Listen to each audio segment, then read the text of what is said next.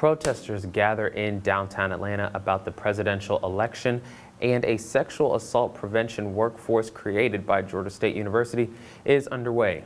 All this and more on Panther Report News.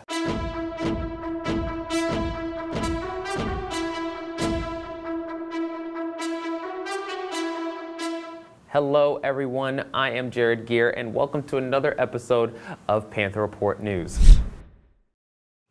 Protesters gathered in front of the Georgia Capitol building this past weekend as regards to the presidential election.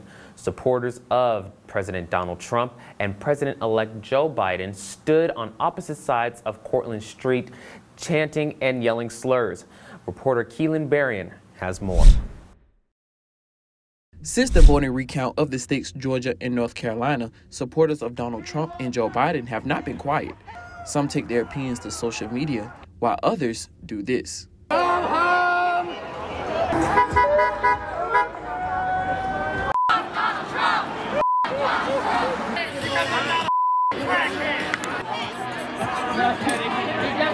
This past weekend, individuals came out in front of the Georgia Capitol building to express their feelings towards the presidential election.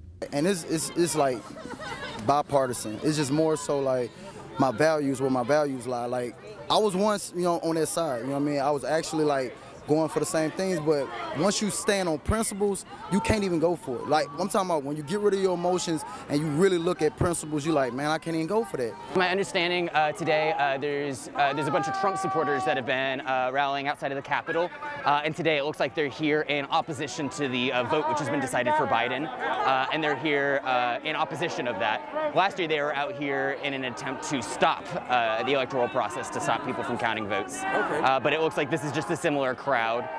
Traffic that drove through the protest blew their horns to show support to either side. Some even stopped to express a few words.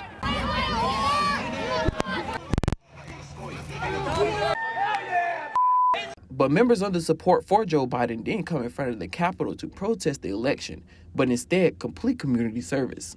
We organized an event to feed the homeless. We had it advertised on Facebook and Instagram and Twitter.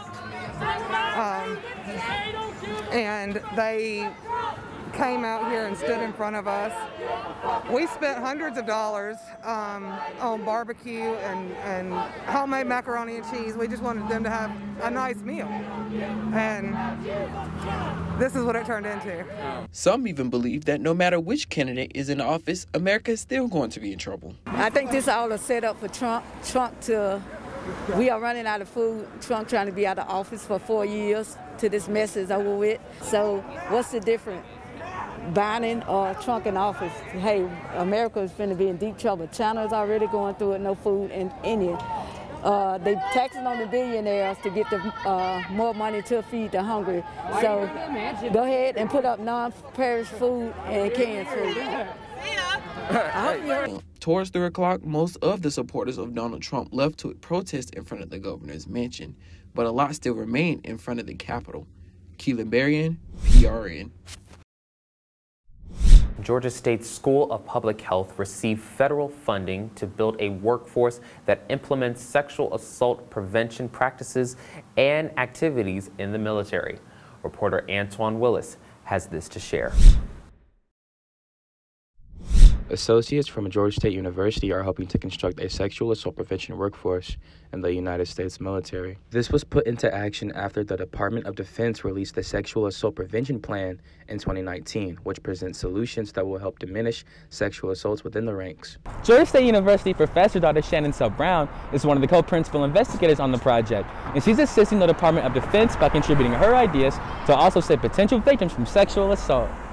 I'm a violence prevention researcher, so the topics that I study are child abuse prevention, sexual assault prevention, intimate partner violence, and suicide. And these are the content areas that the military is really interested in addressing because they really impact the lives of the families who serve our country. The overall goal of the project is to create somewhat of a training plan to ensure graduates who are joining the prevention workforce have adequate training and skills so they can help serve victims of sexual assault, substance abuse, and suicide. My long-term hope is that one day we'll have a military where sexual assault is not an issue. that we can really eliminate, this horrible type of trauma from happening. The sexual assault prevention workforce will decrease the likelihood of sexual assault occurring in the military, and it will benefit millions of Americans who have fallen victim to sexual assault.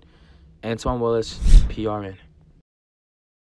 Panthers, colder temperatures are coming and predictions of higher COVID-19 cases are being made. To be safe, Georgia State is offering free COVID-19 testing on all campuses. The tests will be administered by mouth swab, so your results will only be determined by your conditions at the time.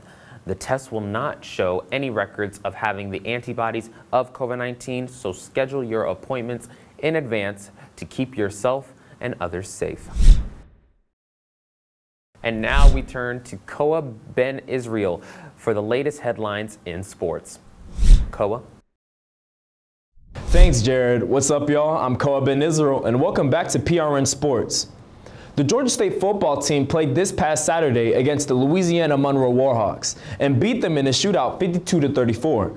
This W has put Georgia State at a 3-3 record and has set the Warhawks back to 0-8. Quarterback Cornelius Brown accounted for 4 total touchdowns, and Dustin Coates rushed for 102 yards and added 2 touchdowns himself. Wide receiver Cornelius McCoy had himself a day as well with his 7 catches and a $118 with 2 touchdowns. Louisiana Monroe quarterback Jeremy Hunt also came off the bench and threw for an impressive 339 yards and 3 touchdowns. The Georgia State men's soccer team beat the Central Arkansas Bears 1-0. Georgia State will now be the 2nd seed going into the Sun Belt tournament. PRN's EricLora was at the soccer game. Eric, tell us, what did the Panthers do to win this game? Out here at Georgia State Soccer Complex, where the Panthers will close out the season, looking to bounce back in this game against Central Arkansas, who they lost to 2 games prior. It was a clear, sunny November afternoon when the Panthers met with the Central Arkansas Bears for the 2nd time this season. Fans that showed up were expected to follow COVID-19 guidelines to enjoy the event and see if GSU could bounce back from a poor showing the last time these 2 teams met. Come kickoff, there was a palpable intensity brought by both teams. It was a highly defensive first half, which didn't produce any points either way, but it did produce penalties and injuries. Many of these injuries were the result of sliding kicks and aggressive defense.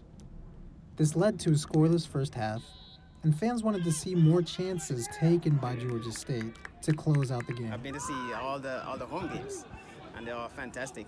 For me, I'd want to see us take a little bit more risk. I think we need to just put some more in there. Give them up the probability. Give them some more chances. And that's exactly what happened in the second half. The Panthers were a lot more offensive, holding onto the ball and taking more shots, leading to the game winner by number 16, George Proctor. The goal came in the 40th minute and sealed the fate of the Bears for the rest of the game. I caught up with goalkeeper Paul Tyson and head coach Brett Cerncy to learn their stance on the matchup and the upcoming tournament. This weekend when we played them, we played a lot better. We were more prepared for them. They've obviously performed well over the last few years. We know they're a great side, but we know we can perform really well too, and hopefully this weekend we'll be able to finish on a high. But I have a lot of respect for Central Arkansas and how they compete. There's really no malice between the 2 teams. I think we're just, we both want to win. We just lack that little extra bit of spark, and I think they had it. I think coming into the game this past Friday, there was, an element of wanting to rectify that result from before. And from a mentality perspective, it's, if we don't win on Friday, there's no Sunday. And hopefully that's something that we can parlay into the tournament on Friday. EricLora, Panther Report News. The Georgia State volleyball team is headed to the Sun Belt tournament. Freshman Erin Wyatt has contributed a lot to the Panthers' success this season, which is why we would all like to give her a very big shout out for her being the Sun Belt Freshman Player of the Week. The Panthers had 3 victories over South Alabama, and within those victories, she recorded her double-kill performances in each of her matches, which led Georgia State to their victory. And speaking of the volleyball team, senior Maisha Griffin plays on the volleyball team, and she has been making lots and lots of noise all season. In fact, the senior recorded her 2nd double-double during the Georgia State versus Troy match. PRN's DeNajhae Clyde caught up with Griffin to talk to her about her success. As a student at Georgia State University, Jamisha Griffin managed to get the honor roll throughout the school year. Being a student athlete can be challenging trying to balance a sport and academics. Middle blocker Jamisha Griffin has a lot to say. And regular students, just because of the time commitment that we have to make within our sport, So we just have to find time to make time for our sports and academics. So we don't usually have as much time as a normal student does. So like we have to sacrifice a lot. Keisha Griffin enjoys being a student athlete because of the family bond being made on and off the court. They definitely get into travel and play matches. Like I've been to a lot of different states and flown to different states all due to volleyball. She also managed to get noticed by other media outlets such as the Sports Inquirer and Keelin Berrian. The younger girls and be able to teach them some stuff about volleyball. Just being able to give back in any way that I can. Good about, I guess, myself as a player, because that means that I'm doing something well that people want to recognize me in a sense, like with articles and stuff. DeNajhae Clyde, Panther Report News. Well, that wraps it up for this edition of PRN Sports. Make sure you guys are all staying safe out there. I'm Koa Ben-YIsrael, and I'll see you guys next week. Good news. The new construction for Georgia State's new multi-purpose convocation center is underway.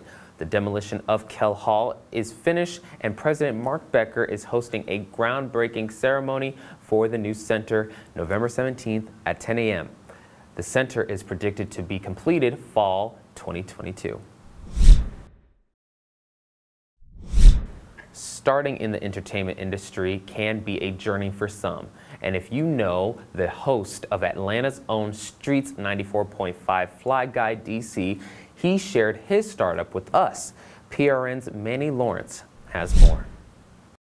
If you live in Atlanta, you may know the popular radio station here called Streets 945. One half of the late night show, Them 404 Boys, who many people may call the GOAT-GOAT-GOATy, Fly Guy DC. And yes, Fly Guy DC sat down with us and shared his personal story on how he got to where he is today and updates in his career. I moved to Georgia in 2007. I'm the oldest of 5. I was the oldest child. I couldn't stay in DC with the rest of my family. So I had no choice but to move because she was a single parent.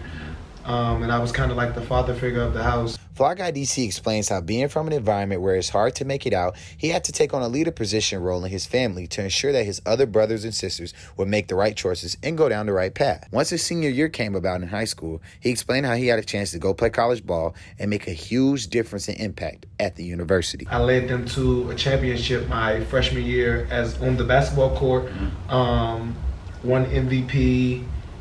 Was an incredible year. It was a JUCO, of course. After that, I got into hosting. Real quick. Cut off all the lights real quick. Now listen. Put them camera phones to the sky. I want to see spotlights in the air. Now I'm going to do it like this. If you from the West Coast, put your phone light in the air. Threw a party. And it was at a club called Scores on Wesley Chapel, which is on the east side of Atlanta. Right. Deuce, Thrax, Trizzy, Jamari, Fergie, J-Rock, J-Dot, they threw a party, and I'm just like, wow. Like, an outgoing person influenced me being the host, played the major role in me being the host. So they started to book me weekly there. Then I got 2 bookings a week. Then I got 3 bookings a week, and I'm like, okay, this is really going good. Getting a radio position at Streets 945 came very abruptly after DC's career start in the hosting game. The owner of the station commented on one of my Instagram pictures. I used to post my sneakers a lot on my page and keep it up. He was like, email me. I'm the owner of Streets 945. And when he emailed me back, he asked me to come into the station. And he was like, yo, I want to put you on air. DC explains how he almost lost his job for playing one of the top hip-hop artists in the music game today, Lil Baby. We get a text message, and it's a song called My Dog. We're like, yo, this is a hit. Fly explains that him and his co-host Ferrari Simmons were almost put on probation for playing My Dog since it wasn't a hit at the time. If you want to catch DC in his element hosting anytime soon, he will be at Cosmopolitan Lounge this weekend hosting a concert featuring Mulatto, Young Dolph, and Derez Deshawn.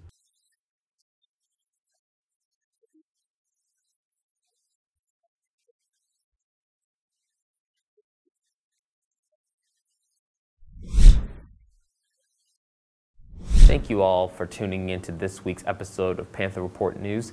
Be sure to follow us on all social media platforms at GSU-PRN. Also, subscribe and comment down below to let us know what you thought of today's episode. My name is Geer, and we will see you next time here on Panther Report News.